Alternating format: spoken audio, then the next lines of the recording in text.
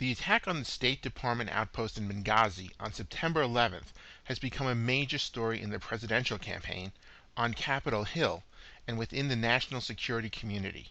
To take a look at the issues involved beyond the politics of the attack, I spoke with Robert Caruso. Robert is a Navy veteran who was a special security officer, a command security program manager, who focused on operational and cryptological security.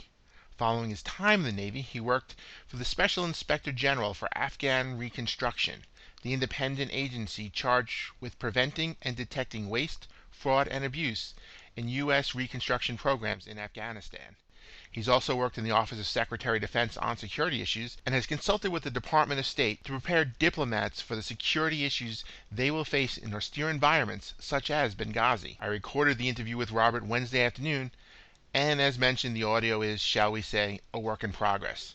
How did we get there to this point where these guys are operating in this, most bare bones setup that's possible? They have their local security as a local militia because there obviously is no Libyan army. And previously they had, not necessarily on site, that was one thing that was going back and forth. The site security team apparently was based in Tripoli, not necessarily in Benghazi. But the regional security officer was screaming for more help for there and didn't get it. How does something like that, I don't want to say fall through the cracks with 4 dead Americans, but that's kind of what it seems like. But it did fall through the cracks, though. That's the crux of the problem here, is that you had a variety of bureaucratic institutions that were resistant to the idea of fully resourcing the U.S. mission and the necessary, almost inarguable security constructs that you would need to operate in that kind of environment. You have to have collectors that are forward out amongst the populace, collecting what they call HDI, human-derived information, which is not military in nature and is basically atmospheric. It's nothing different than what police officers collect throughout this nation every single day.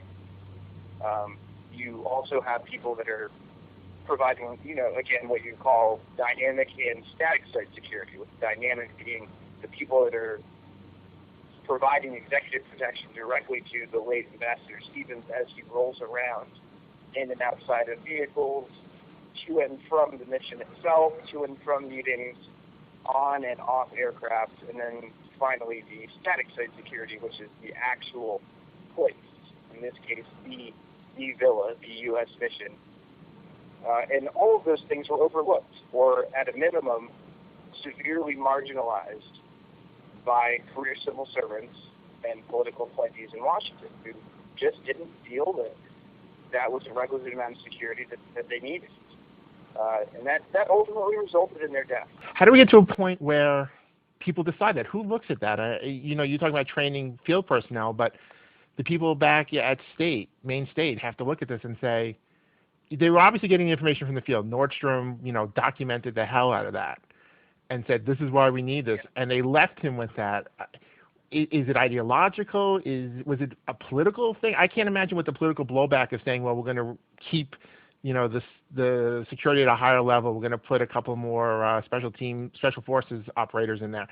I don't see that being a penalty the administration or political appointees were going to pay for. So why was this decision made saying, ignore him on the ground?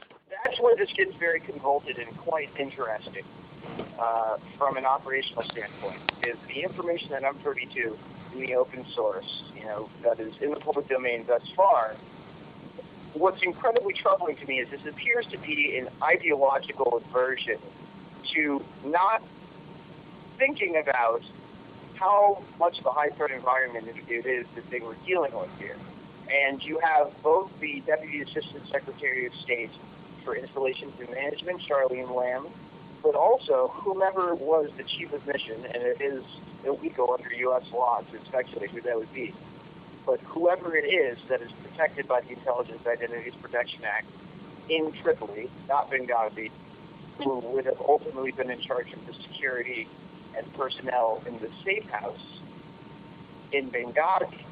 Both of those individuals, who are both full-time salaried U.S. government employees, both of those individuals had ample opportunity to not only augment the existing security, but to augment whatever was already there. You mentioned earlier the SST, the site security team, that is provided to diplomatic security personnel from the global combatant commander. So in this case, it's in Libya, and U.S. Africa Command, against the State Department's will, actually, can assign U.S. military personnel to augment any diplomatic post that they feel deserves that increased scrutiny and attention. They have no cognizance over what transpires inside the facility itself, but they can stand outside with rifles and deter attacks, mitigate threats. They can pretty much do whatever they want within the mandate that is given to them by the combatant commander. And for whatever reason, that was completely downplayed, and they were asked to go away by the State Department. So there's a lot of unanswered questions here. Ultimately, one or more of these decisions led to the death of 4 Americans. This is a country that less than a year and a half ago had almost all of their top-tier leadership either killed or captured, and was subject to a battery of NATO airstrikes for a seemingly unending campaign. So the idea that you would be able to waltz into Libya and all of the militias and all of the populace was left right off the bat is nonsensical on its own. And I think there was a resistance on the administration's part to accept that, to accept the operational risk, and to collect and aggregate the intelligence that would support that assertion. And not have either one of those pieces, individually or in concert, contributed to this bill. And it's interesting you say that. That they weren't prepared for that, and they didn't understand the nature of the reaction of the militias after the government is decapitated, captured, destroyed, killed, all sorts of things. It's not as if there isn't a recent example or two that we could point to and say, societies devolve really quickly when governments disappear, and there are a lot of guns laying around. Correct. I mean, they couldn't have taken anybody by surprise. And that, I guess, is one of the next last questions I want to ask you, because you're doing this training. Are you seeing people wake up to this? Is the U.S. government in general, the State Department in particular, capable of learning and saying, we really dropped the ball here? Are the right people seeing what a disaster this is, or are they spending a lot of time covering their ass? I would say that the majority, particularly the younger veterans of diplomatic missions in Iraq and Afghanistan and Horn of Africa, those Department of State persons are capable of learning, and they are capable of adapting. The resistance, I believe, emanates almost entirely from career civil servants and from political appointees who believe that the military should be able to augment every diplomatic outpost in the globe because that's what they're used to, and because they are a product of the Cold War. And the reality of our global footprint in the age of Obama is that you're going to find an inordinate amount of time diplomatic personnel either co-located with intelligence community personnel in incredibly austere locales throughout the globe, but you're also going to find diplomatic personnel without any military or intelligence community augmentee whatsoever, and they're going to be responsible for their own safety, for mitigating any emergent threats that may appear and present themselves, for going out and collecting, aggregating, and assessing any atmospheric or human-derived information. And by that I mean simply walking amongst the populace, wandering about and discovering who is connected with this militia, who is it, who is sympathetic to an American president, who isn't necessarily friends with America, doesn't really have a problem with us having a limited or nascent diplomatic presence. Who are these people? Who are their loyalties? As an outsider, it's weird to hear you say that, as a layman with this, that, and I guess this is what I want to make sure I understand is it's really not the State Department's job. They're not a small army. They have security services. They have some intelligence services, but they're really dependent in most cases on the host government. But in these austere locations, they're really dependent on other branches of the government to provide those eyes and then eventually the fist if it comes to that. Is that the correct reading of it? Correct. They are almost entirely dependent on the military for site security, for dynamic security, but also to provide the intelligence that the State Department at this point cannot organically provide itself. There is not any intelligence collection mechanism within the Department of State to go forth and move about the populace in a clandestine manner and collect information that can mitigate emergent or actual threats. It really is the brave new world of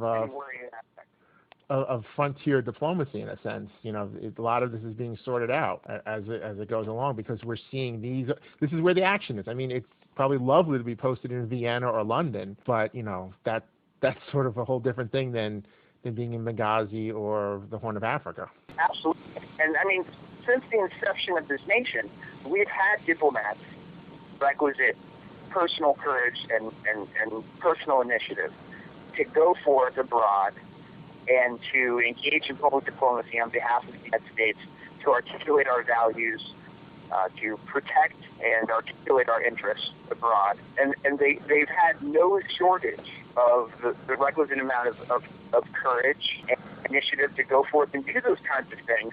That's an inherent capability that's never been absent in the Department of State. Since the inception of this nation, this is not a new idea, but for whatever reason, institutionally, the Department of State has been resistant to not adopting, but returning to a favorite construct that's been present for literally hundreds of years. This is what the Department of State has been doing for years. That's why we have a Marine Corps. That's why the Navy was empowered constitutionally to do things that the Army cannot. That's why the Department of State is one of the first institutions, one of the first federal departments of the federal United States government, period.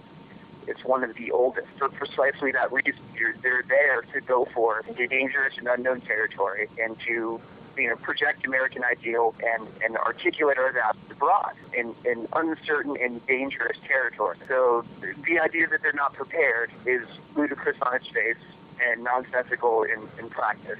And hopefully they'll move away from this the valuable lesson of not being cognizant of what happens in these kinds of operational environments. You have to be cognizant of what's going on. You have to be cognizant of who it is that you're interacting with and their internal motivations, their political machinations. But in addition to that, you also need to be cognizant of whether or not you can go it alone.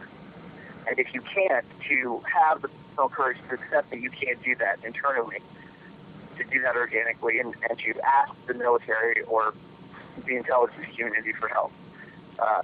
That has not happened yet, but I believe that will over time. Because the diplomats themselves, in my conversations with them over a 2 to 3 year time period, the diplomats loathe the idea of being cooped up in these fortresses, these pseudo-military outposts with dozens of guards on the side and militia members meandering about with small arms and 10 to 12 foot stucco walls. They don't like that. They want to be out among people, and if that is indeed their yearning, and they really truly want to be out amongst the people, the Congress and whoever the incumbent administration happens to be needs to enable them to do that by affording them the requisite amount of security and the resources that they need to prosecute that mission. Because in that capacity, they truly are no different than the military. The military is there to conduct military operations.